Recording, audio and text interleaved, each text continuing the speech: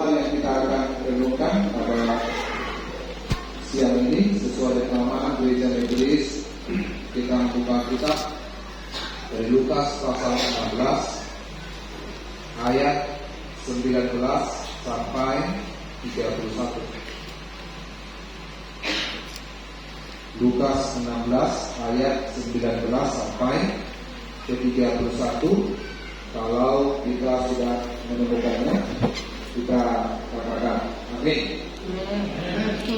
Kita akan membacanya secara bergantian. Beginilah firman Tuhan. Orang kaya dan Lazarus yang miskin. Ada seorang kaya yang selalu berpakaian ungu dan kain halus, dan setiap hari orang kaya itu bersukaria dalam kemewahan.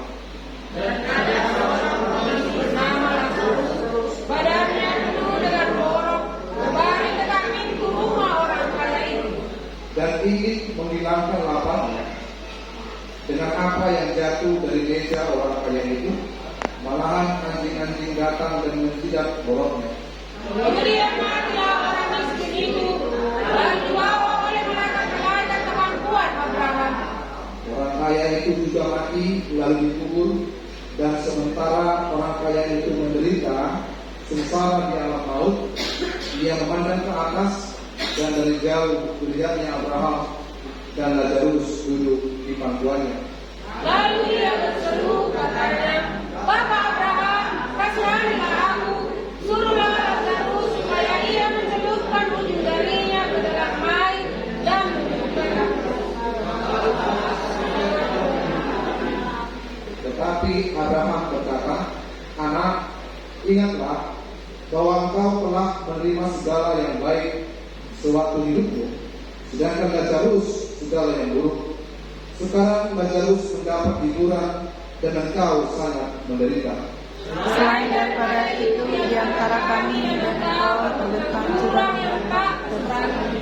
Supaya mereka yang mau pergi dari sini kepadamu, atau mereka yang mau datang dari situ kepada kami tidak dapat bergerak. Kata orang kaya itu, kalau demikian aku minta kepadamu Bapa, supaya engkau menyuruh Lazarus ke rumah ayahku. Sebab masih ada 5 orang saudaraku, supaya ia memperingati mereka dengan sungguh-sungguh, agar mereka jangan masuk ke dalam tadi. Tetapi kata Abraham, ada pada mereka kesaksian Musa dan para nabi, baiklah mereka mendengarkan kesaksian itu. Jawab orang itu, tidak Bapak Abraham, tapi jika ada seorang yang datang dari antara orang mati kepada mereka, mereka akan bertobat. Kita bersama Kata kata Abraham kepadanya, Jika mereka tidak mendengarkan kesaksian Musa para kepada nabi, mereka tidak juga akan mau diyakinkan sekalipun ada seorang yang mati dari antara orang mati. Amin. Bapak Ibu yang dikasih oleh Yesus, tema kita pada siang ini yaitu mempersiapkan hari esok. Temanya adalah mempersiapkan hari esok. Ya Bapak Ibu, ada sebuah cerita tentang seorang remaja ketika ditanya oleh gurunya. Lalu gurunya berkata kepada mereka, apa tujuan hidup? Lalu mendengar pertanyaan sang guru, remaja itu dengan mantap dia memberikan jawab, 4K Pak, 4K. Lalu mendengar 4K, gurunya bingung, maksudnya apa? Apa itu 4K? Tanya sang guru.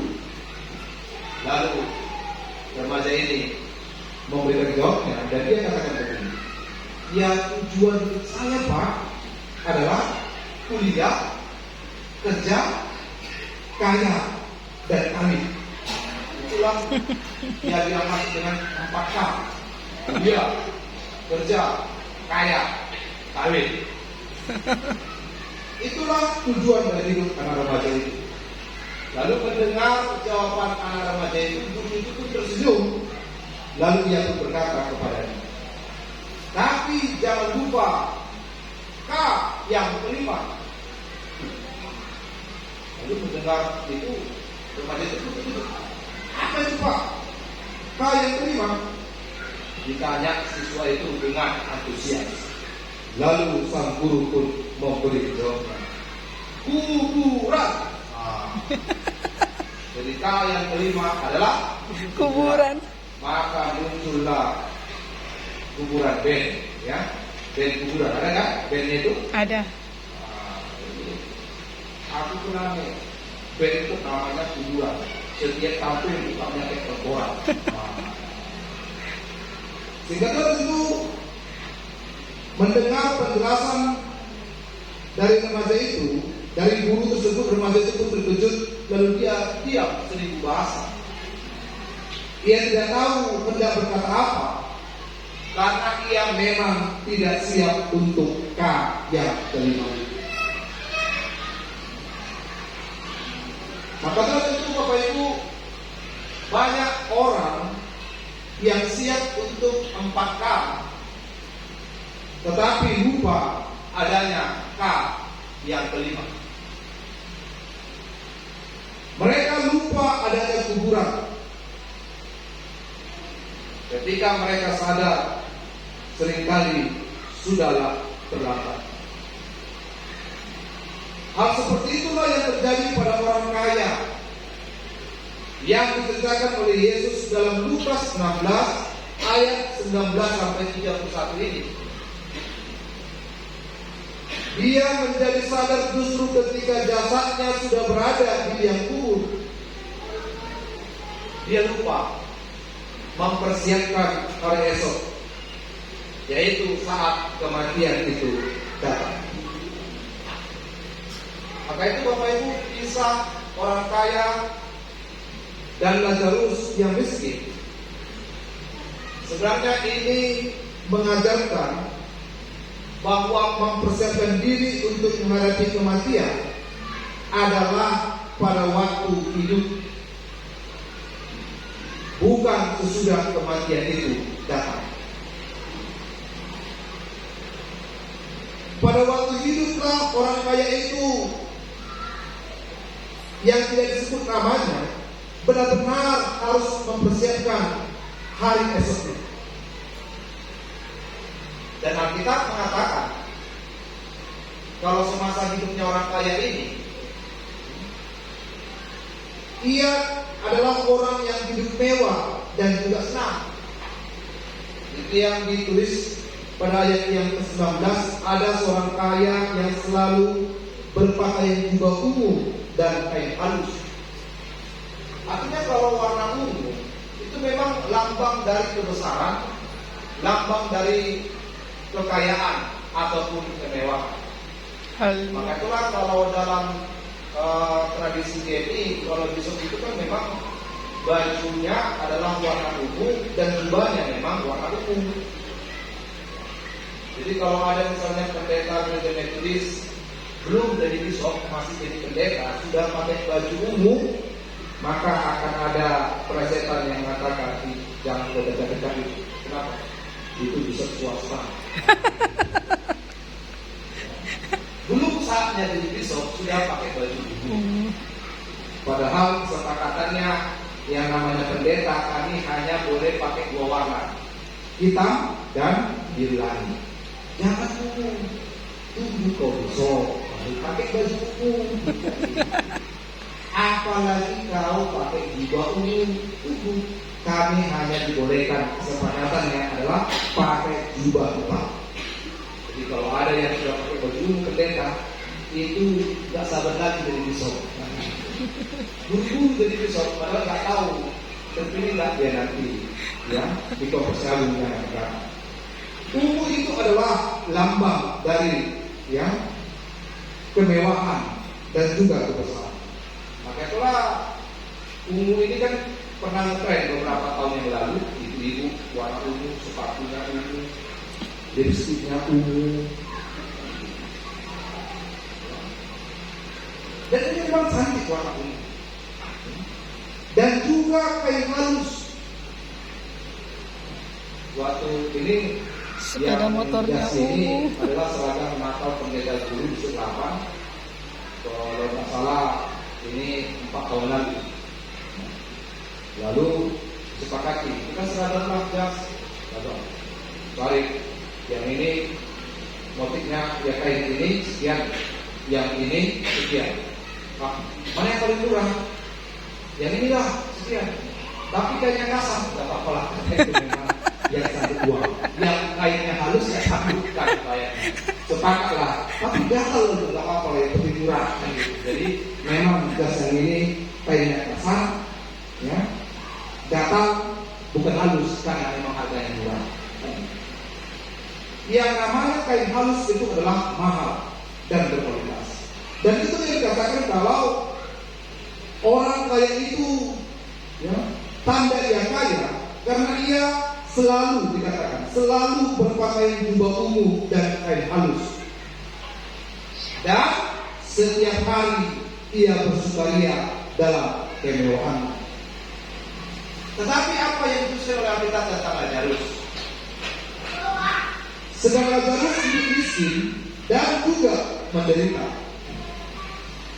Tetapi ketika mereka masih hidup, ya, dan ketika mereka sudah mati, ya, keduanya sangat berbalik sekali. Lazarus hidup senang di pangkuan Abraham, sedang orang kaya itu menderita sengsara di alam maut. Orang kaya itu menderita sengsara di alam maut bukan karena ia kaya, tidak.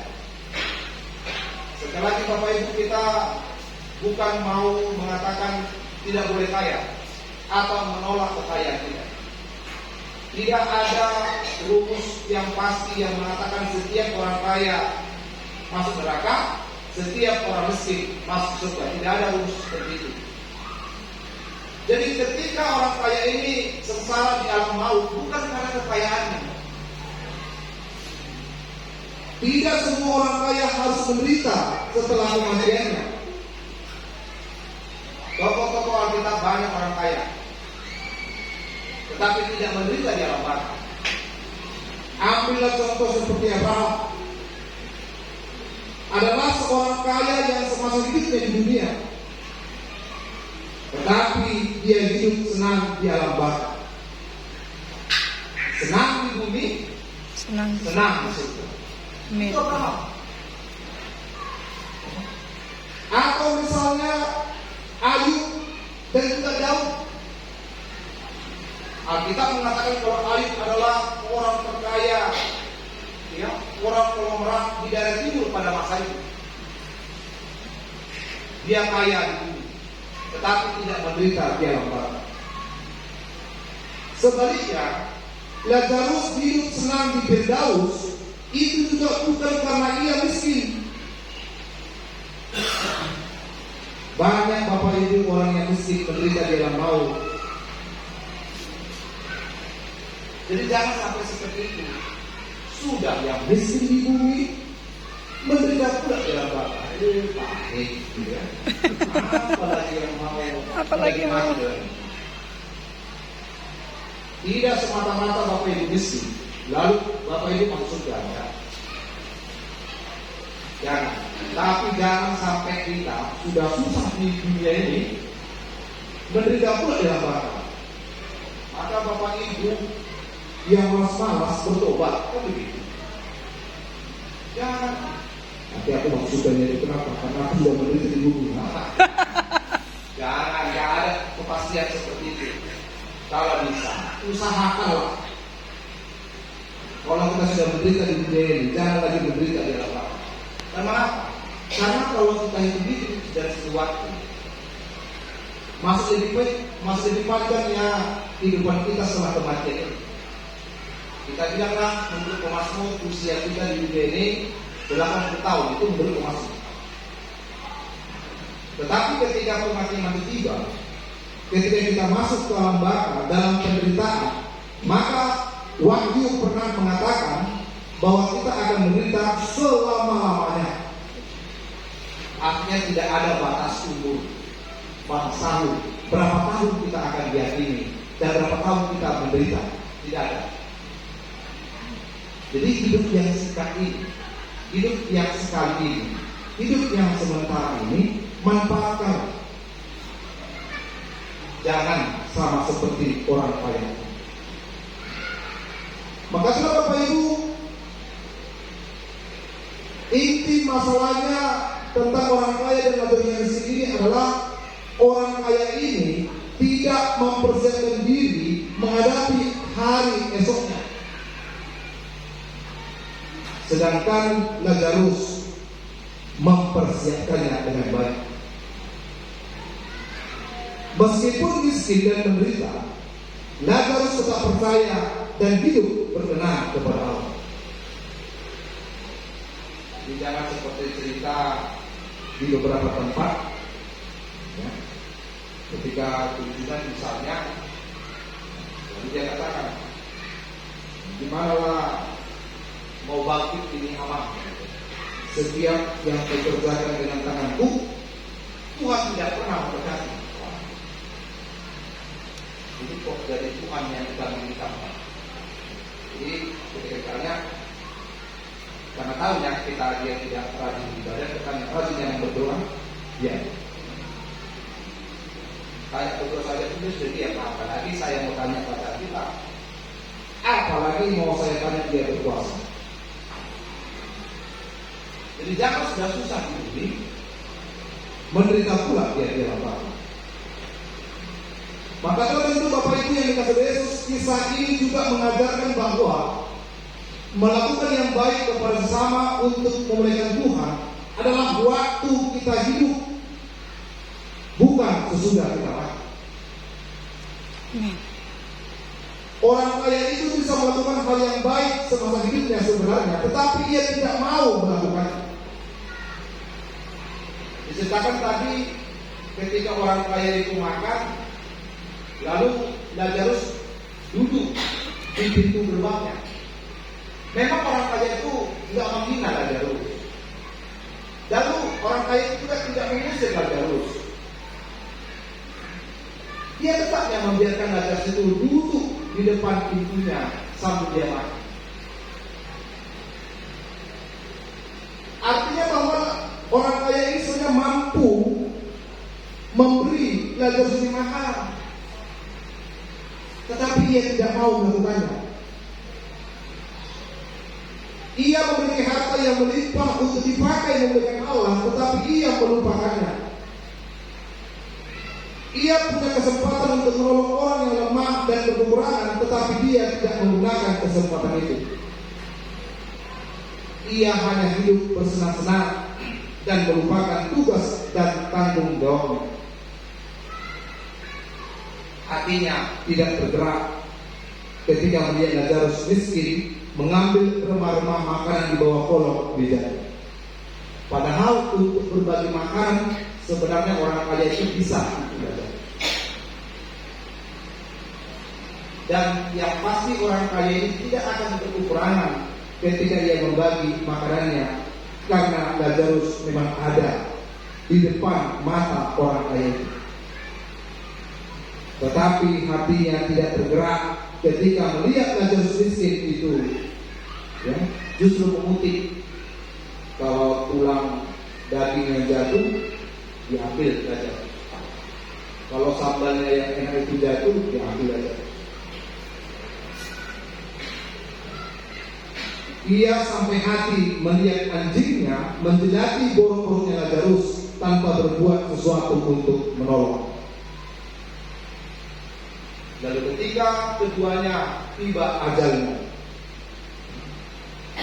orang kaya ini tidak ada kesempatan lagi baginya. Maka kalau Bapak Ibu, sekalipun memang dibalik segala kelemahan orang kaya ini, ada juga hal yang memang patut dipuji pada orang kaya itu, yaitu sesudah berada di alam maut, orang kaya itu masih ingat kepada kelima orang saudaranya. Ia tidak ingin mengalami penderitaan yang sama seperti yang dialami oleh keluarganya. Jadi ini menarik memang kalau orang kaya ini ternyata juga masih punya hati kepada keluarganya. dia masih punya kasih, tetapi sayangnya dia teringat Terlambat. hanya ketika dia sudah menderita. Maka itulah dia meminta agar Abraham mengutus Lazarus untuk pergi kepada saudara-saudaranya dan memperingatkan mereka agar bertobat. Tetapi Abraham memberitahunya bahwa hal itu tidak mungkin lagi karena ini sudah terlambat. Abraham bahkan sudah menjelaskan, antara kau dan kami terdapat jurang yang sangat jauh. Supaya apa? Supaya kami ke tempatmu kami tidak bisa, dan dari tempatmu ke tempat kami pun tidak bisa. Dan kisah itu memang benar, ya, antara surga dan neraka. Jadi bukan bertetangga surga dan neraka itu.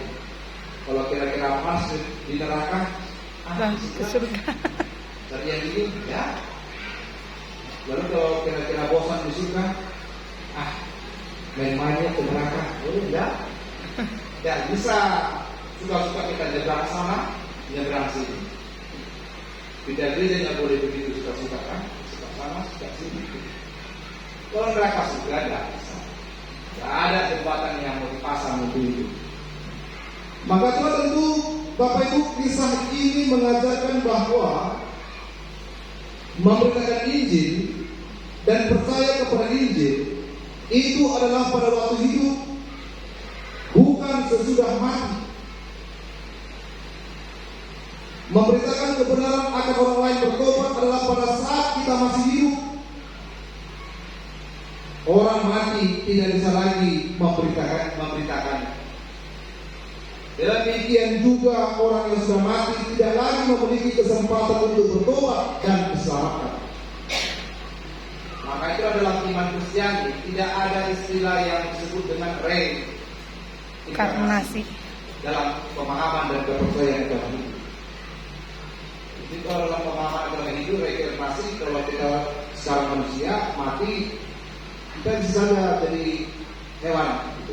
Entah jadi kodok, ya contoh panas terus katanya si baru jadi kodok, gitu. Mau jadi kucing, lalu kalau kucingnya sudah 1.000 tahun, dia jadi manusia, tidak. Dalam iman Kristen tidak ada istilah reinkarnasi.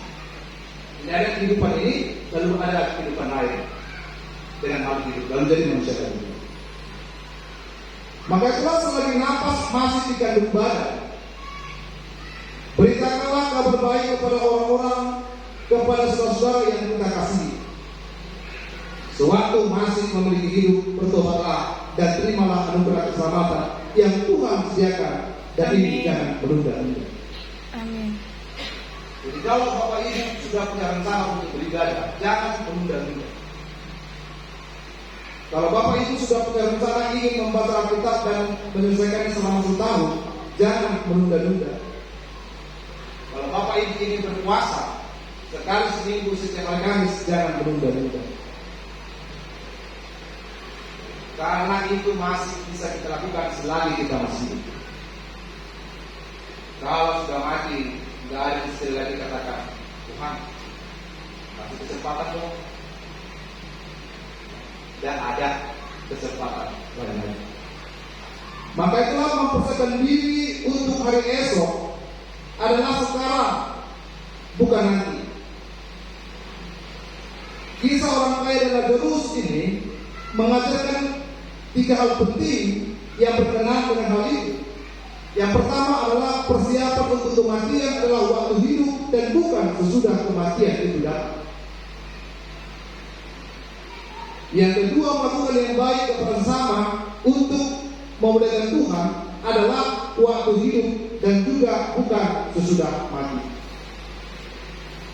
Jadi ada sebuah cerita di satu perusahaan. Jadi perusahaan ini mengadakan training untuk para karyawan yang baru diterima.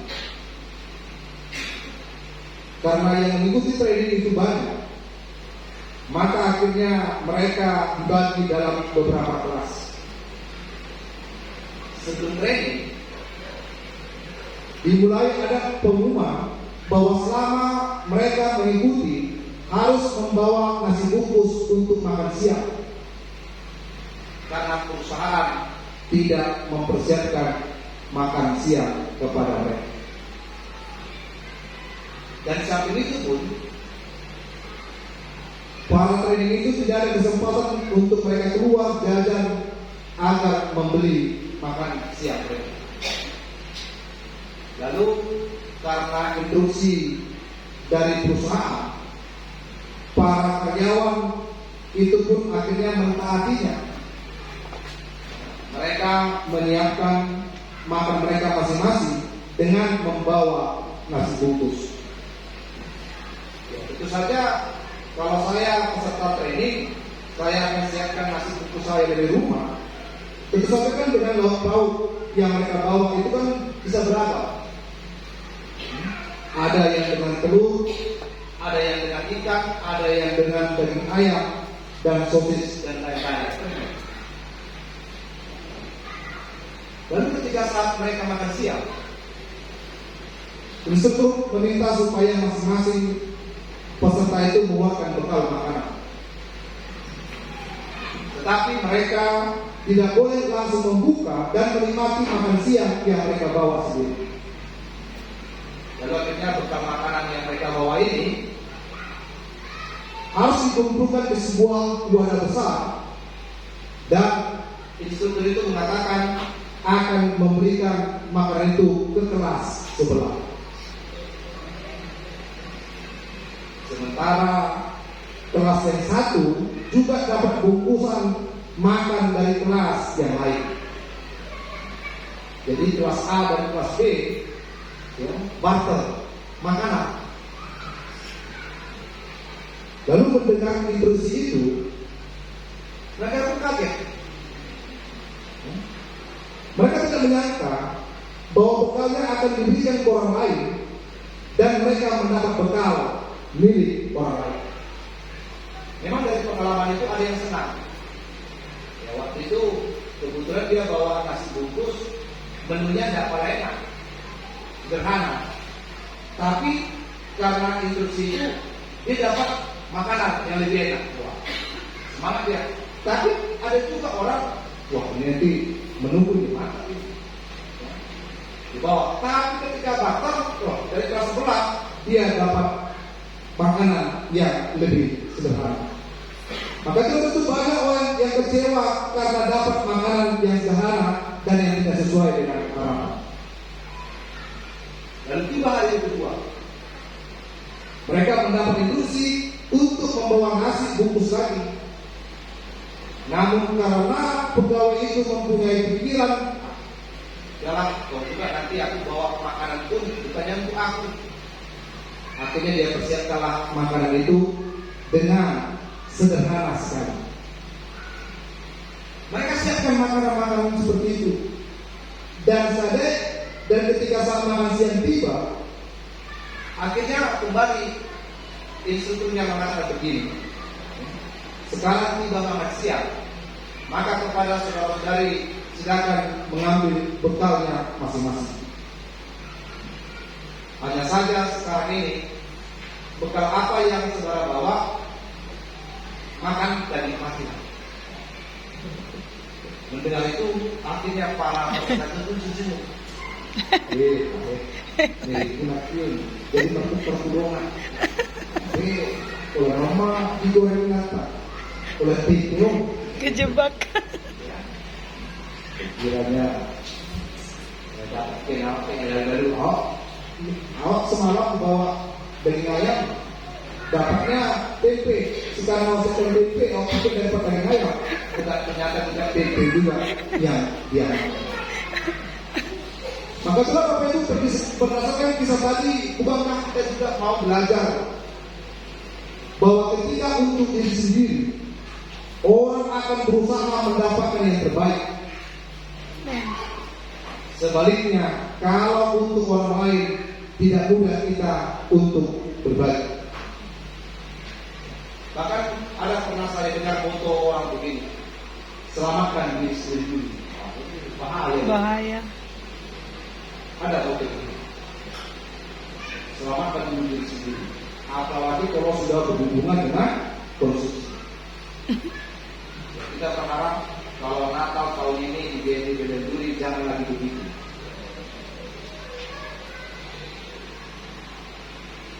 Jadi dipikirkan juga sesama kita. Ambillah Dahulukan jemaat. secukupnya. Secukupnya kita makan di tempat ini. Bukan secukupnya untuk dibawa rumah. Karena kalau ada penjaga itu lagi, pasti dibungkus dan kenal dan dibagikan itu per dua. Wah, ngeri. Kadang yang lucunya kita bawa pun dan juga lagi kita makan di rumah. Kenapa? Karena biasanya kalau sudah Desember kita keseringan makan daging. Mau dibagi pun, orang yang lain kami ke makan daging nanti sekeringnya. Ini dua. Betul. Kadang-kadang kita memang punya pemikiran seperti itu. Ya, ketika untuk diri sendiri kita berusaha mendapatkan yang terbaik. Tetapi kalau untuk orang lain tidak mudah kita untuk berbagi. Padahal bukankah buah dari iman adalah kesediaan untuk peduli dan juga berbagi? Amin. Dan kisah itu diangkat oleh Yesus dari kisah tentang orang kaya dan Lazarus yang miskin. Lalu apakah pesan yang ketiga yang harus disampaikan oleh Yesus tentang perumpamaan ini adalah memberitakan Injil dan percaya Injil adalah pada waktu hidup dan bukan sesudah mati. Itulah Bapak Ibu yang dikasihi oleh Yesus Kristus. Orang kaya ini sudah terlambat. Namun janganlah kita terlambat juga. Dialah orang kaya yang terlambat dan itu menjadi pengalaman bagi kita. Tetapi jangan lagi kita terlambat seperti orang kaya ini. Amin. Kita bersatu dalam doa. Amin. Bapa kami yang di surga, kami mengucap syukur.